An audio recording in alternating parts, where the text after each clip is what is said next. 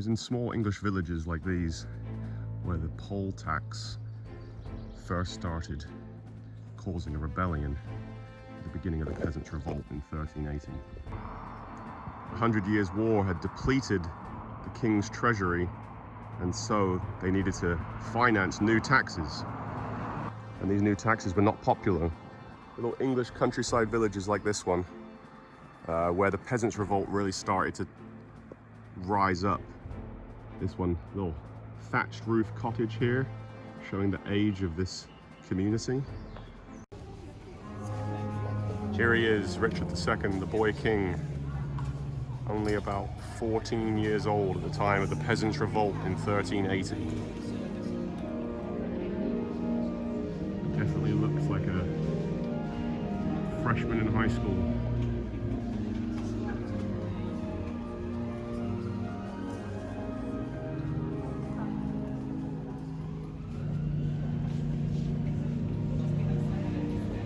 So, sunny day, warm day, but we're in London here at the banks of the Thames River. You can see the muddy waters below me and Tower Bridge in the background.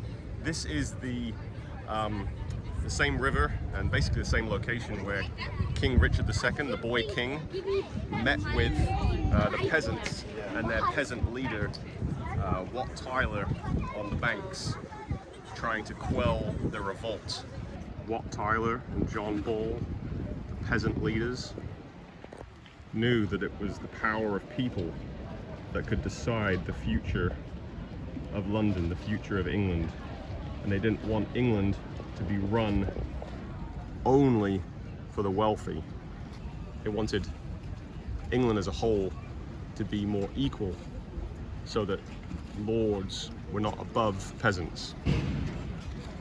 The boy Richard II, the king, was only 14 years old when he was king, and was very easily led astray by his advisors and possibly influenced by his advisors. And the peasant leaders, Wat Tyler and John Ball, were maybe hoping that because he was only a boy that he would be easy to manipulate and agree to their demands.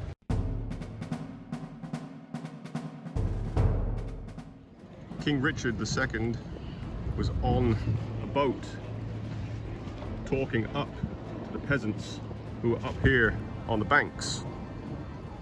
Peasants, normal folks, everyday common people.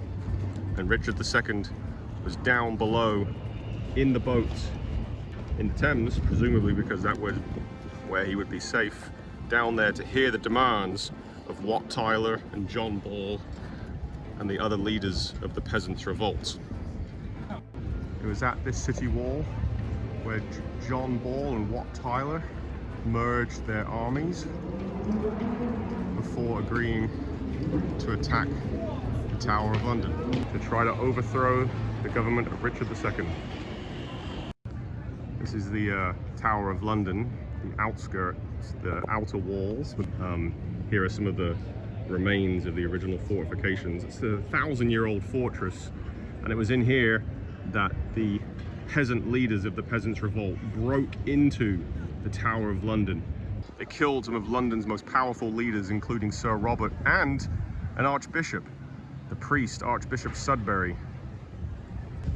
A rebellion that was punctuated by bloodshed as they broke into the castle gates, stormed across the defenses of the fortifications, entered into the central keep to kill and slaughter London's most powerful leaders.